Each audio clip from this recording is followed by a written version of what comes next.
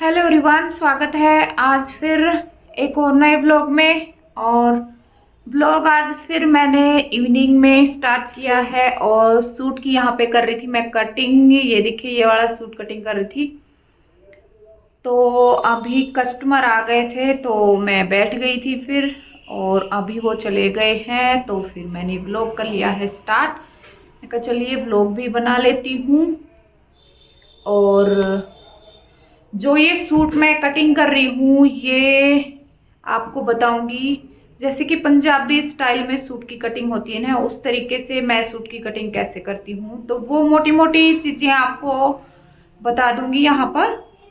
तो उससे पहले जो कमेंट मुझे आ रहे हैं, कई बहनों के कमेंट और आ चुके हैं मुझे, तो उनका रिप्लाई भी देना है। तो मुझे कमेंट में पूछा था उन्होंने कि जो मेरे पास स्टिचिंग की मशीन है वो मैंने कितने की ली थी और कौन सी मशीन है आपकी। ठीक है, तो इसके बारे में बताऊंगी। और मेरी जो मशीन है वो बहुत पुरानी है, तो पर फिर भी मैं बता देती हूँ आपको कि कौन सी मशीन है और अच्छे से दिखा देती हूँ। पर मशीन मेरी छोटी है पर चलने में एक नंबर की है और बहुत ही बढ़िया, मतलब मशीन है मेरी, बहुत अच्छी चलती है। पुरानी मशीन जो है वो होती भी अच्छी है, क्योंकि अब जो सिलाई मशीन लेते हैं ना वो इतनी अच्छी नहीं चलती है। जो पुरानी सिलाई मशीन होती है वो बढ़िया चलती है। ठीक है, तो मेरी जो मशीन है वो है लगभग 22-23 साल पुरानी मशीन है मेरी, सिलाई मशीन। तो तभी से मैं इसको यूज कर रही हूँ और चलने में आप यकीन नहीं करेंगे इतनी बढ़िया है ना। बस इसमें क्या है, 2-3 सूट सिलने के बाद एक बार इसकी सफाई करनी होती है, फिर वैसी की वैसी हो जाती है और बिल्कुल ही हल्की चलती है। ये मशीन है छोटी सी। तो ये देखो, ये मशीन है मेरी छोटी सी, पर इसके काम बहुत बड़े बड़े हैं। दिखने में छोटी है और इससे हर तरीके से मैं हर कोई काम कर लेती हूँ इस मशीन से। ये देखिए, रीटा कंपनी की है और इसी में जैसे कि जो वूट चेंज करना होता है वो कर लेती हूँ मैं। तो आराम से जो भी काम होता है इजीली हो जाता है छोटी मशीन से भी। ये जरूरी नहीं है कि भाई किसी के पास अगर बजट नहीं है तो बड़ी मशीन के बिना स्टिचिंग नहीं होगी, यानी कि सिलाई का काम नहीं होगा, तो आप छोटी मशीन से भी कर सकते हैं।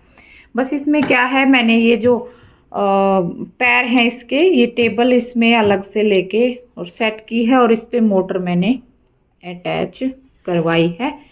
ये वैसे सिंपल मशीन थी मेरे पास पहले, तो ये चीज मैंने बाद में लगवाई है। ठीक है, और पूछ रहे थे कि कितने की है, तो ये उस टाइम पे होगी मेरे ख्याल से 1500-2000 तक, इस रेट के बीच में होगी, है ना। क्योंकि 22-23 साल पुरानी मशीन है तो इसी रेट के बीच में होगी ये, क्योंकि पुरानी मशीन है तो इतना ही रेट है इसका, ज्यादा नहीं है।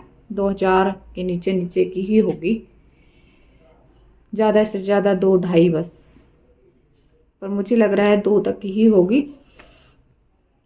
तो बस इतनी ही महंगी मशीन है मेरी, कोई महंगी मशीन नहीं मैंने ले रखी है, बिल्कुल सस्ती सी मशीन है मेरी। और पर इसके काम बहुत ही महंगे महंगे हैं। हर तरीके का कपड़ा इससे स्टिच कर लेती हूँ और जो है चलाने में भी मेरा हाथ ऐसा लगा हुआ है कि दूसरी सिलाई मशीन लेने का मेरा मन ही नहीं करता, क्योंकि इसी से मेरा काम चल जाता है, फिर दूसरी मशीन लेनी क्यों है। ठीक है, एक मशीन ये है मेरे पास और एक मैंने एंडरलॉक वाली मशीन ले रखी है। बस यही 2 मशीन है मेरे पास, क्योंकि मैं खुद ही अपना काम कर लेती।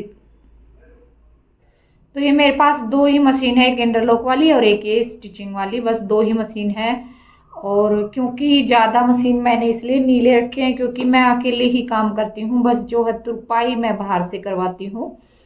और कई बार तो ऐसा होता है काम जैसे ज्यादा हो जाता है तो सोचती हूँ कि भाई एक मशीन और ले लूं, तो पर फिर ऐसे ही कर करके मैं काम निकाल ही लेती हूँ और फिर मन मेरा चेंज हो जाता है।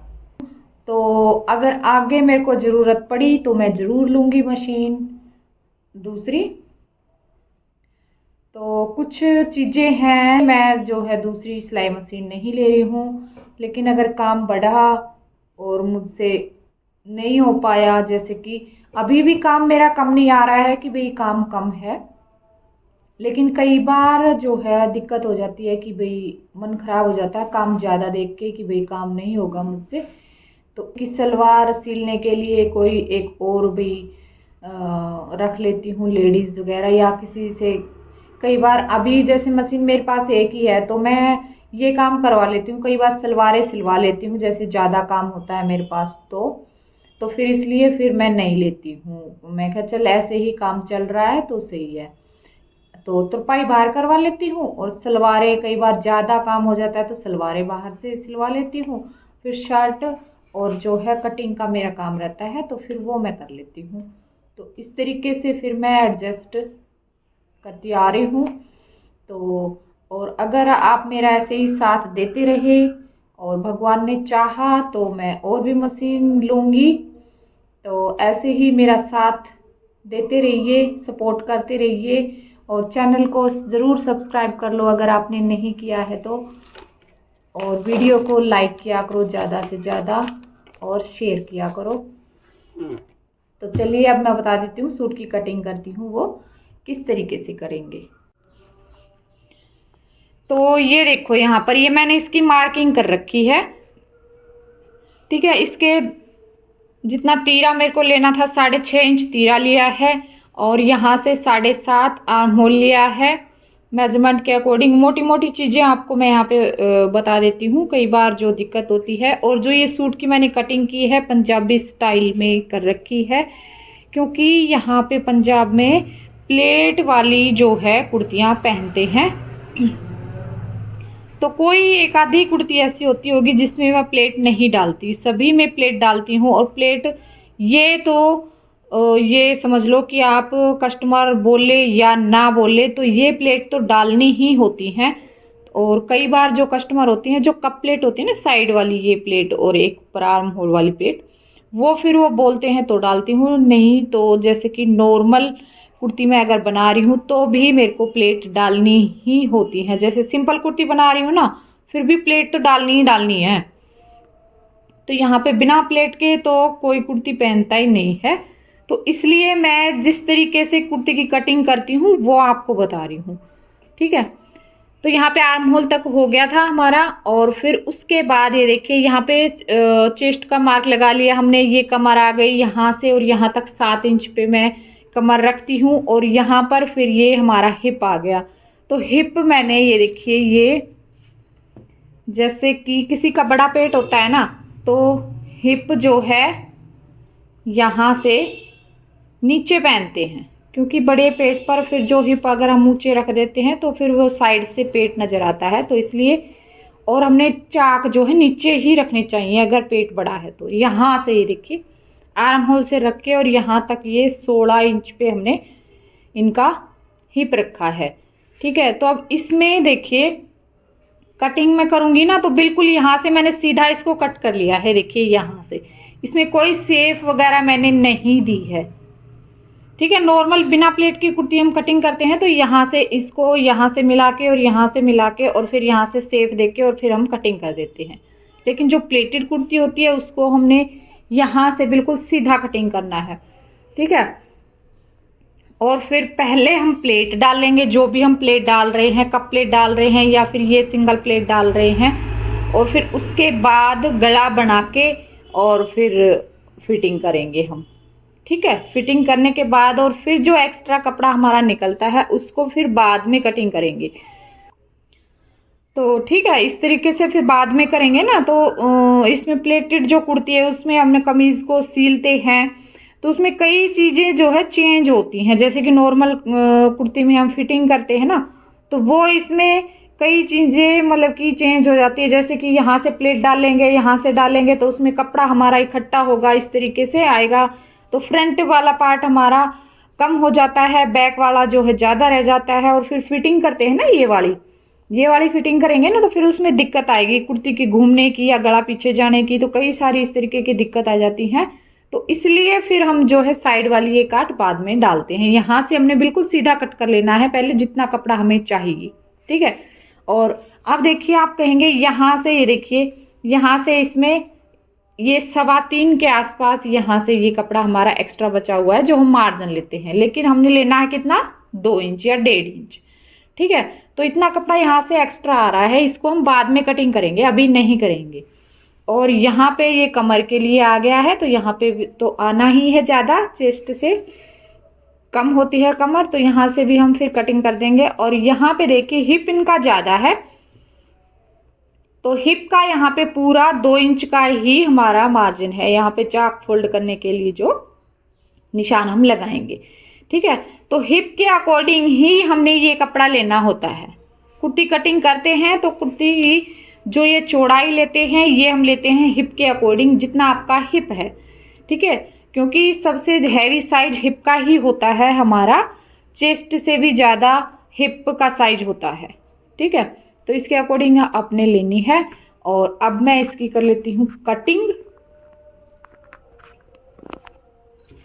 तो कैंची मेरी कहाँ रखी थी, ये रखी, ये देखिए। और इसकी जो बाजू की हम कटिंग करते हैं ना, बाजू की कटिंग में भी इसमें जैसे कि ये मैचिंग सूट था तो इसमें बाजू में ज्वाइंट आएगा, है ना। तो ज्वाइंट डालने का भी तरीका होता है। कई बार क्या होता है कि एक ही ज्वाइंट में हमारी स्लीव्स बन जाती है, और कई बार हमने नीचे की साइड, दोनों साइड इसमें ज्वाइंट लगाना पड़ता है, ठीक है। तो वो भी मैं बताऊंगी किसी और वीडियो में। अब देखिए बैक आर्म होल पे हमने कटिंग कर लिया है, अब इसका जो फ्रंट है वो कट करेंगे। तो ये फ्रंट पार्ट है हमारा इस तरीके से, और ये बैक पार्ट है। तो अब यहाँ से 2 पार्ट हमने उठाने हैं और इसकी करनी है कटिंग। यहाँ से अगर हमारा आर्म होल गलती से कट हो गया ना, फिर यहाँ पे दिक्कत हो जाएगी। कई बार क्या होता है 3 पार्ट उठा के हम कट कर लेते हैं तो पीछे वाला भी कट हो जाता है, तो इस चीज का ध्यान रखना है आपने, ठीक है। उम्मीद है आपको जो भी टिप्स मैंने बताए हैं वो आपको समझ में आए होंगे, और पंजाबी कुर्ती आप भी बना सकते हैं। अगर तो जिन भी बहनों को पंजाबी कुर्ती कटिंग नहीं करनी आती है वो कर सकती हैं आराम से। और अगर आपको डिटेल में वीडियो चाहिए तो इसकी डिटेल में वीडियो दूसरे चैनल पर है, डीके स्टिचिंग वाले पर, तो आप वहां पर जाकर देख लीजिए। तो चलिए फिर मिलती हूँ अगले व्लॉग में एक और नए व्लॉग के साथ। तब तक के लिए बाय बाय, टेक केयर।